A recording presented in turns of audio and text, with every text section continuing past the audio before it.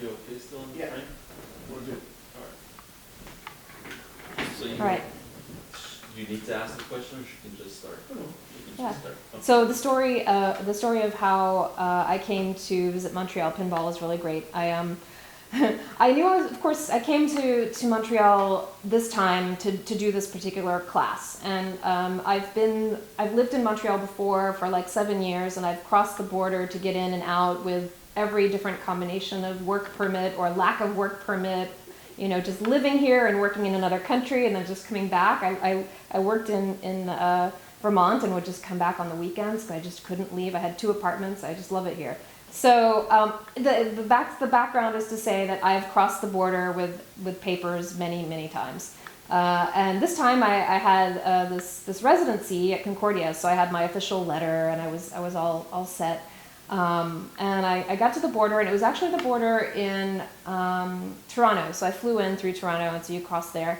And I got up to the desk where you have to talk to the kind of, you know, stern guy in his uniform about why are you here and what are you doing. And so he asked me, you know, what was my purpose for being here. I'm like, well, I'm going to start a job, and here's my papers. And he's like, oh, well, what are you doing? And I'm teaching. What are you teaching? I said, game design. And he was like, huh, well, I don't know much about that, but I have something you should see. And I was like, okay, what?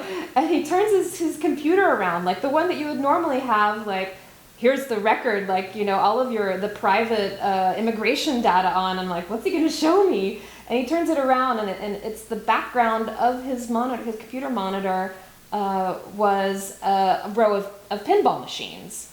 And I was completely blown away. I was like, what is it? That's really awesome. Where did you take that? And he said, oh, that's at my house. And so like I knew instantly, like, okay, there's a connection here. And so we started chatting, and I hope the line behind us wasn't like getting impatient because I was asking him about it, like what's the story? Why do you have this? And he's like, oh yeah, well I collect these, and there's, you know, people we just get together once a week for beer, and we play our machines, and yeah, it's like a hobby of mine. And because he's like, because I'm old and that's like, you know what I know or something. And I was like, no, pinball machines are awesome. I'm teaching game design, but those are totally in the history of you know, the entertainment medium. And then it occurred to me that, like, wow, I really should show my students some pinball machines. And so I asked him, like, okay, well, do you know, is there any place like your place, but in Montreal? Because I'm going to be going there, and I'd love to show this to my students. And he was like, ah, yes, well, here, go here. And he gave me a URL and told me to go visit this website. He said, yeah, this is the Pinball Association of Montreal. And so I was like, okay, great, thanks. And like went on my merry way and had to stand in another line and, you know, do all the stuff you do when you're getting your work visa. And when I got home, I checked out the URL, and now I've forgotten what acronym it was, but MAACA. yes, exactly. Montreal Arcade Association, Collectors Association. Something like, yeah, exactly, yeah.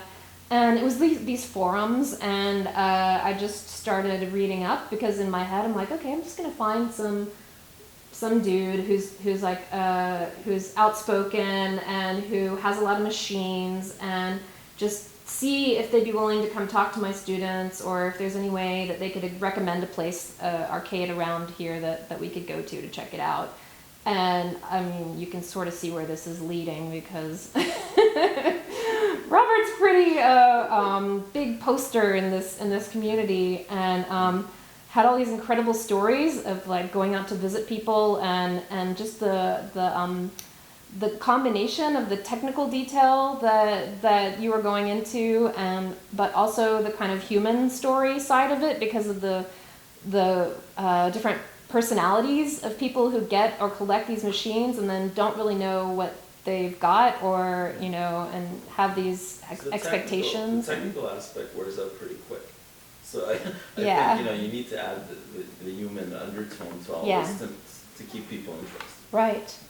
Yeah. So I saw that and was reading those posts, and then I realized that you were having like, this was obviously from what you were saying. Mm-hmm.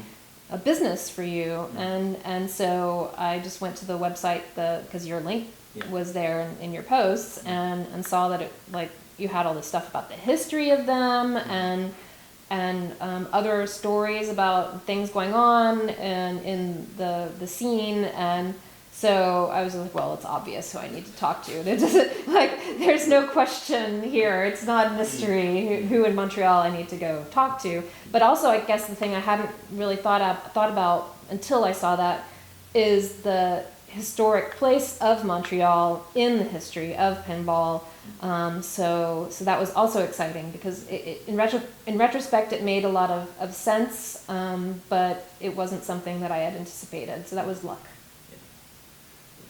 And your choice to bring your students there was like selfish, entirely selfish. Oh. As opposed to where? No, yeah. No, but I mean, like, what did you want them to be in contact with that they don't? The first thing Heather told me that was they're not usually in contact. She wants to take them out of their comfort zone. Yeah. That's what I remember her saying so clearly, and I thought to myself, this is perfect. Yeah. She knows what she's doing. Yeah. Yeah. Because obviously they were more exposed to video games you know. Oh yeah.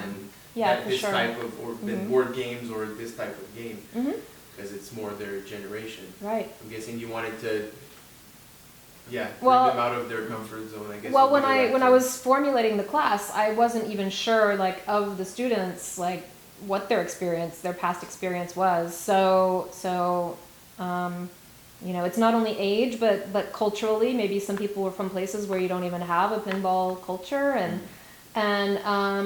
I really, in general, was pushing them out of their comfort zone, also trying to get them out of the classroom, and because it's, you know, much more, I think, interesting, and you learn a lot more when you have direct contact and it's hands-on, and it's a game it's a class about called Playing with the Senses. So it's really about physical and experiential learning, and also it's Montreal in the summer.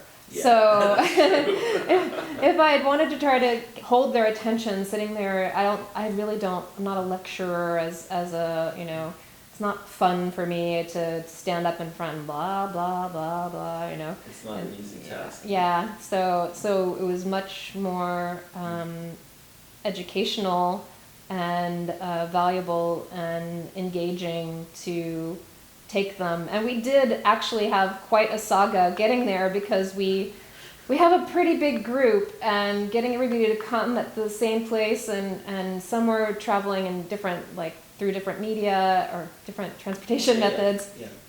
And I was with the group that was taking the metro, and we didn't realize that, well, we didn't know where the bus stop was that we needed to be at when we got out of the metro to get to where you were.